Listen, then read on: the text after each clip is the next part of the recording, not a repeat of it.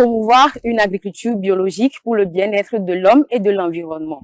C'est l'objectif de notre toute nouvelle émission AgriBio. L'agriculture biologique est une méthode de production agricole qui respecte les systèmes et cycles de la nature.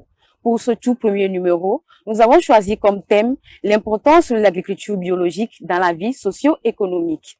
Pour le décortiquer, nous recevons le Dr Kudega Kossi, coordinateur scientifique de la gestion des ressources naturelles à l'ITRA. Il nous donnera de plus amples détails tout au long de cet entretien.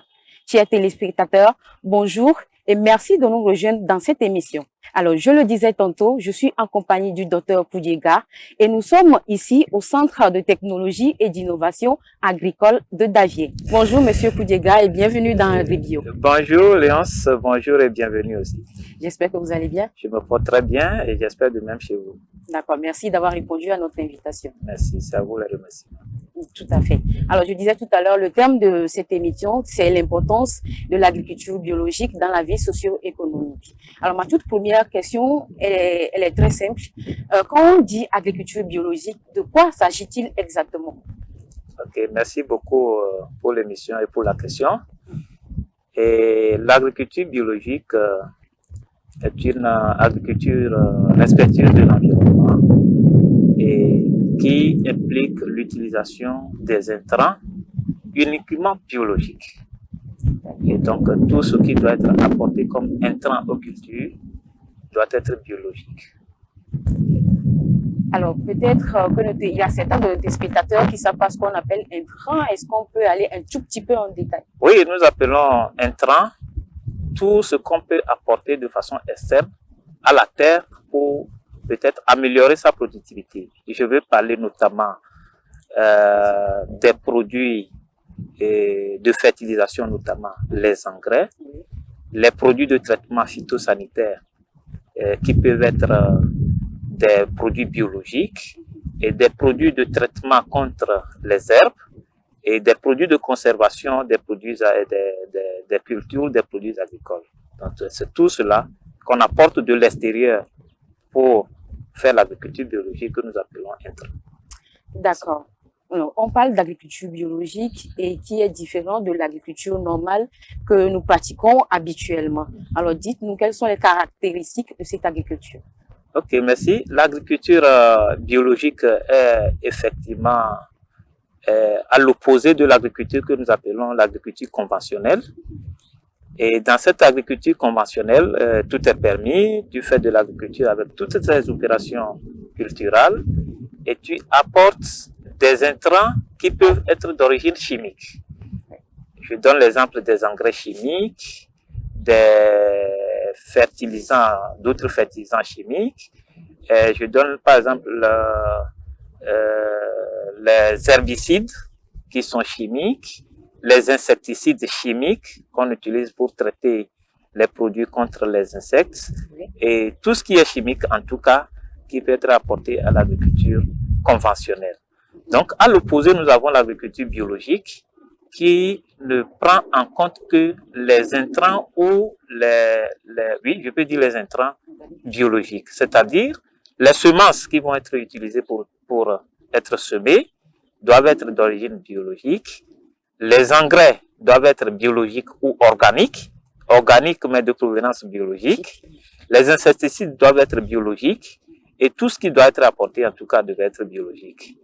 Et quand nous parlons d'intrants biologiques, d'engrais biologiques, de matières organiques biologiques, de pesticides ou d'insecticides biologiques, ça veut dire que c'est des produits qui sont fabriqués à base des éléments naturels tels que les plantes. Et voilà. Et donc, on ne peut pas les utiliser comme ça, comme produits biologiques. Il faut un organisme certificateur qui évalue le produit et qui dit, suivant mes normes de certification, ce produit-là peut être utilisé comme biologique. Autrement dit, vous ne pouvez pas produire votre engrais organique à base, par exemple, du fumier et dire que c'est biologique et apporté. Peut-être que ce fumier a été obtenu à partir des animaux qui ont été traités avec des produits chimiques. Voilà un peu ce que nous entendons par des intrants biologiques. Alors, se référant à tout ce que vous venez de dire, dites-nous comment est-ce qu'on fait la pratique de l'agriculture biologique? Ok, la pratique biologique n'est pas aussi différente de l'agriculture conventionnelle au plan opération culturelle.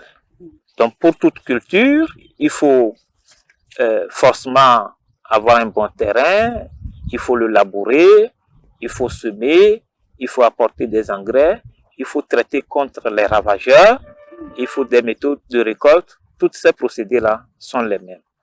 La différence pour une agriculture biologique, c'est que le choix du terrain pour installer une agriculture biologique n'est pas le même que celui qui doit être utilisé pour une agriculture conventionnelle. Et ce choix, les critères de ce choix, par exemple, peuvent dépendre du certificateur ou du marché qui prend votre produit biologique. Autrement dit, un marché de l'Union européenne peut dire, par exemple, je ne veux pas un champ qui est à moins de 500 mètres d'un cimetière. Ça, c'est la norme du preneur, de celui qui consomme le produit biologique. Donc ça, c'est un critère de choix de ton terrain. Il peut te dire, bon, ok, ton terrain qui va être utilisé pour la production biologique que je vais consommer ne doit pas avoir reçu des intrants chimiques il y a 5 ans. Ça, c'est un critère. Un autre consommateur peut dire, bon, moi, déjà 3 ans de moratoire, ça me suffit.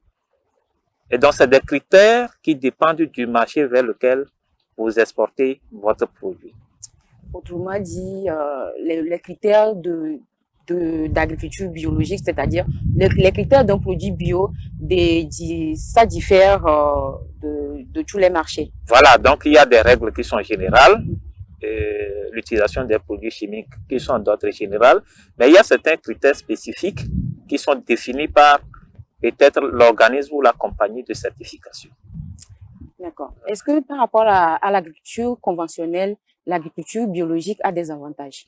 Si, l'agriculture biologique a beaucoup d'avantages pour le producteur parce que ça donne des produits qui sont naturellement plus chers sur le marché que les produits de l'agriculture conventionnelle. Étant donné que les coûts de production et d'achat des intrants et d'investissement sont plus élevés selon les critères qui font de cette agriculture-là une agriculture biologique. Et donc, les produits qui sortent de ces champs-là ciblent des marchés de niche et donc des marchés qui sont un peu plus chers que l'agriculture conventionnelle.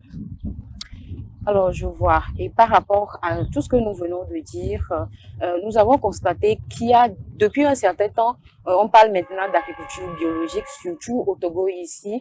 Alors, dites-nous comment est-ce que, ou quand est-ce que la vulgarisation de cette agriculture-là a commencé? L'agriculture biologique, du non biologique, parce que la vieille agriculture a été toujours biologique, parce qu'il n'y a pas d'apport d'intrants chimiques. Oui. Donc l'agriculture biologique a commencé au Togo il y a quand même un long moment. Je ne peux vraiment pas déterminer l'année, mais je sais que ça a commencé avec beaucoup de produits, surtout les fruits biologiques, notamment la mangue et l'ananas biologique pour lequel le Togo a un grand regain. Et c'est une agriculture qui a fait beaucoup d'exportations vers les pays européens et que ça continue. Donc l'ananas biologique est de vigueur au Togo. Mais ces 10 dernières années, je peux dire, il y a le soja biologique qui est intervenu et je peux dire que le soja est le produit le plus exporté vers les céréales à partir du Togo. Au jour d'aujourd'hui, on compte une exportation de plus de 43 000 tonnes de soja par an.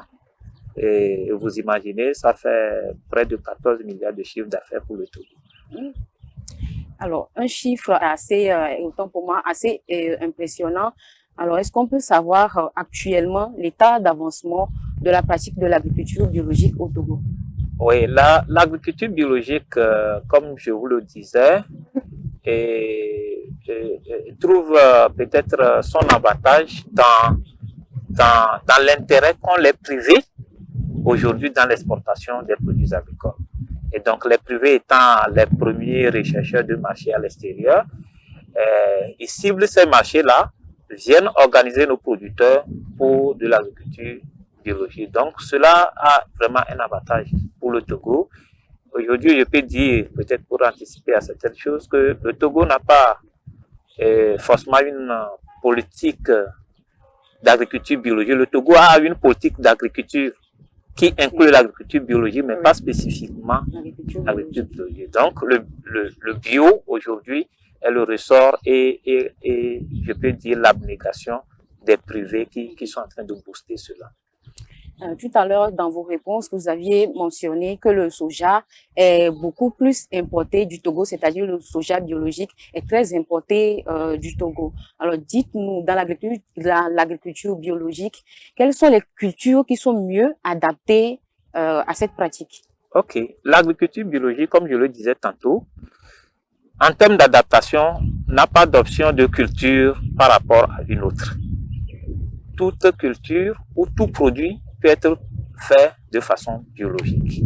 Et donc, c'est les manières de produire qui font de ce produit-là biologique. Mais j'ai cité certains produits au Togo on ne peut pas parler de plantes adaptées au bio, mais peut-être de marchés disponibles pour ces produits-là. Et donc, j'ai cité entre-temps l'ananas bio, les mangues bio qui sont exportées, le soja. Il y a certains qui font aujourd'hui les cultures maraîchères qu'ils exportent en label biologique. Voilà. Alors, il y a l'agriculture conventionnelle et l'agriculture biologique. Est-ce que la productivité, c'est-à-dire la teneur de la productivité est la même dans les deux cas? Non, justement, la productivité, les rendements ne peuvent pas être les mêmes, puisque l'agriculture biologique est assez exigeante. Il faut, vous savez, quand on parle de productivité, ça a directement lien à l'entretien que tu as fait de ton champ. Exactement. Il faut avoir apporté les bonnes doses d'engrais. Et en agriculture biologique, c'est des engrais biologiques ou des engrais organiques d'origine biologique, ce qui n'est pas évident à retrouver sur le marché togolais. Et donc, ces intrants-là sont assez insuffisants pour nos cultures. Et naturellement, quand on compare les rendements ou la productivité de l'agriculture biologique par rapport à l'agriculture conventionnelle, il y a un très grand écart. Néanmoins, si le producteur se donne les moyens d'acquérir des intrants biologiques jusqu'à concurrence de celui de l'agriculture conventionnelle, il peut autant produire, autant obtenir les rendements qu'on obtient dans l'agriculture conventionnelle. Donc, s'il faut faire une comparaison à l'état actuel au Togo, entre l'agriculture biologique et l'agriculture conventionnelle, l'agriculture conventionnelle naturellement a une meilleure productivité par rapport à l'agriculture biologique, vu que les intrants chimiques sont abondants sur le marché et le producteur les utilise tant qu'il a les moyens de s'en procurer. On espère justement que dans les années prochaines ou dans les mois prochains, il y aura beaucoup plus de changements par rapport à la productivité. Et justement, on parle d'agriculture biologique, faisant partie de l'agriculture, de l'agroécologie. Quels sont les impacts de l'agriculture biologique sur l'environnement? Oui, l'agriculture biologique, quand on l'a définie comme agriculture biologique, elle a des impacts assez moindres sur l'environnement par rapport à l'agriculture conventionnelle. Étant donné que les intrants qui sont utilisés sont des intrants biologiques et donc ont des effets moins néfastes. Je ne peux pas dire que ça n'a pas d'effet, puisque à partir du moment où il y a des insectes dans ton champ et que tu les chasses ou tu les tues par une manière ou une autre, c'est que tu déséquilibres un peu l'environnement. Exactement. Voilà, mais c'est que ces produits n'ont pas d'impact plus tard sur l'environnement. À l'opposé ou par contre, quand on prend les produits chimiques comme les engrais, avec les effets résiduels qu'ils peuvent avoir dans le sol, les effets d'érosion qui peuvent entraîner par exemple les engrais vers les cours d'eau avec les conséquences qu'on peut avoir sur la vie des animaux dans les cours d'eau, les effets comme l'évaporation par exemple des engrais tels que l'urée, qui s'évapore sous forme d'ammoniac et qui constitue ce que vous savez, les gaz à effet de serre et qui sont pour nous aujourd'hui des menaces ou bien des causes du changement climatique. Donc quand on compare les deux naturellement, l'agriculture biologique conserve mieux la nature que l'agriculture conventionnelle. Alors, vous l'avez mentionné un peu plus tôt dans cette conversation, il y a des difficultés dans la pratique de l'agriculture biologique. Donnez-nous plus de détails par rapport à ces difficultés. Ok, et je disais que quand tu veux produire bio, ça veut dire que tu as un marché bio. C'est-à-dire il faut un consommateur de ton produit. Et c'est le consommateur qui dit, ton produit ou bien ta culture, je veux que tu me le fasses dans telles conditions. Effectivement, les conditions de production de l'agriculture biologique sont, je peux dire, relativement difficiles. Parce que quand on te dit, ton champ, tu ne dois pas le mettre, par exemple, à moins de 1 km d'un village. Ou que tu ne dois pas l'avoir à moins de 500 mètres d'un dépotoir. Ou à moins de 200 mètres d'une route. Ça veut dire que ça devient des contraintes que tu dois gérer dans ta production. Ou on te dit que, bon, un champ qui a reçu un engrais chimique il y a 4 ans, ou bien une terre qui a reçu un engrais chimique il y a 4 ans, ne doit pas comporter mon champ bio. Là, c'est déjà des contraintes. On te dit, bon, il y a tel produit, tu ne dois pas apporter. Tel intrant, par exemple, un engrais biologique que toi-même tu peux fabriquer à base des résidus de récolte, on te dit que ce n'est pas bio parce que je ne suis pas venu contrôler cet engrais-là pour te dire que c'est bio.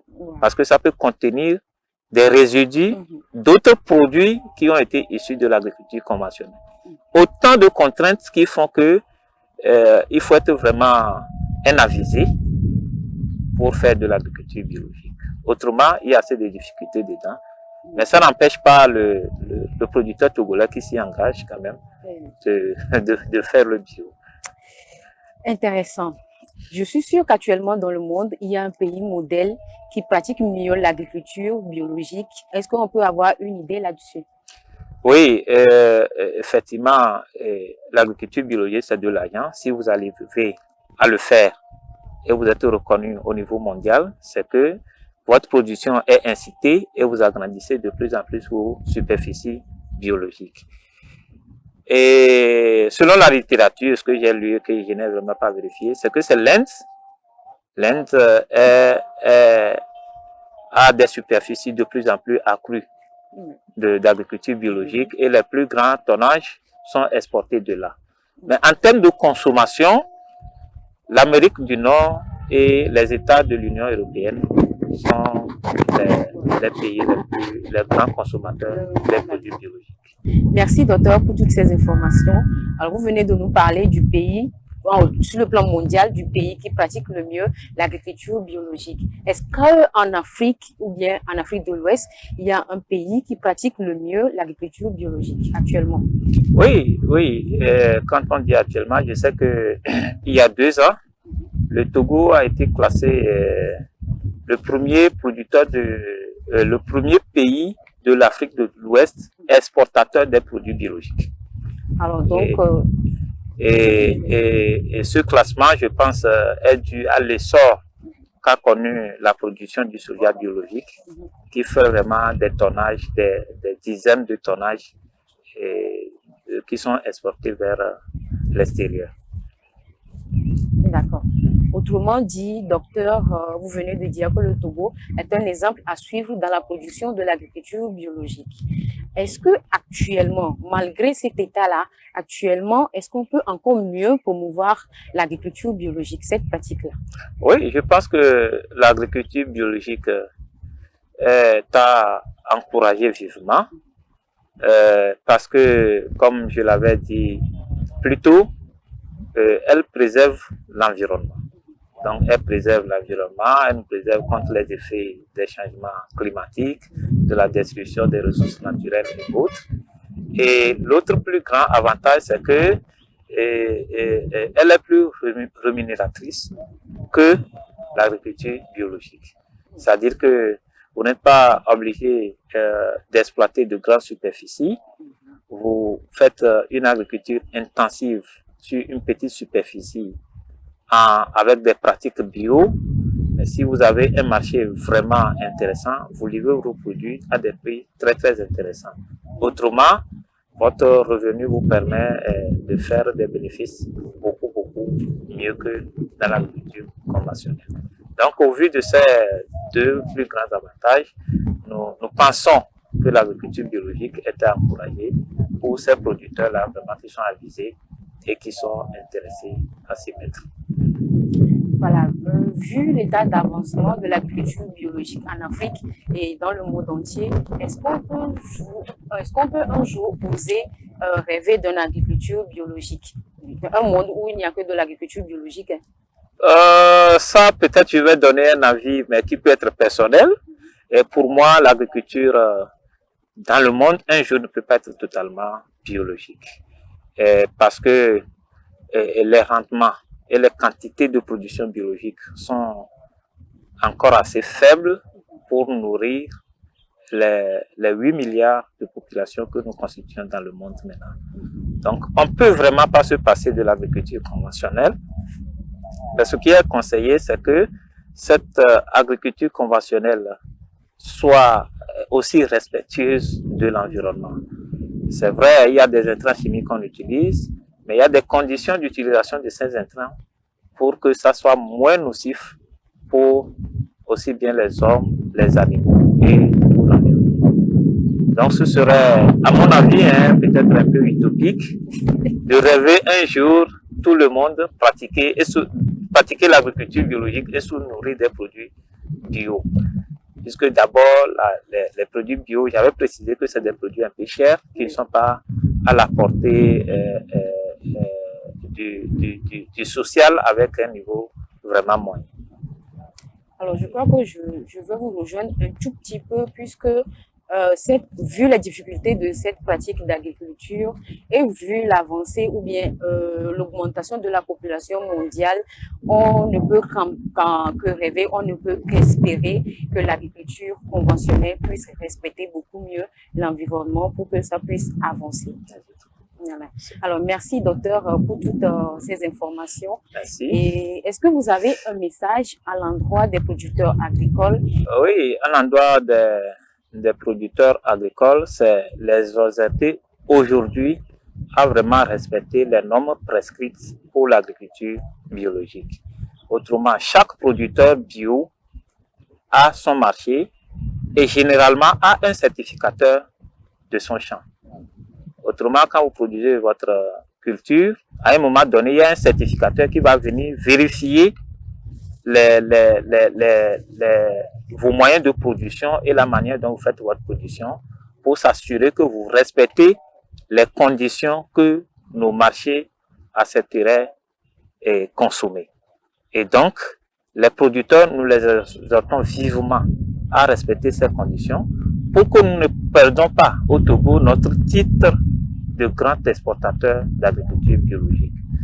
À l'égard du gouvernement, je peux dire aujourd'hui l'agriculture biologique est du ressort ou bien beaucoup plus du travail du secteur privé et donc l'État doit pouvoir encourager le privé à s'organiser pour vraiment que cette agriculture-là respecte tous les critères qu'il faut et que nous conservons notre titre de premier exportateur ouest-africain de produits biologiques. Merci, Léance. Merci beaucoup à vous. Merci d'être venu dans cette émission. Merci d'avoir répondu à notre invitation. Merci et à la prochaine. Fidèles téléspectateurs, c'est sur ces mots que nous mettons un terme à cette émission Agribio. Merci de nous avoir suivis. Merci à notre invité, le docteur Koudjega. Merci à toute l'équipe technique. On se retrouve la prochaine fois pour un nouveau numéro d'Agribio. D'ici là, portez-vous bien et restez câblés sur la Green TV Internationale.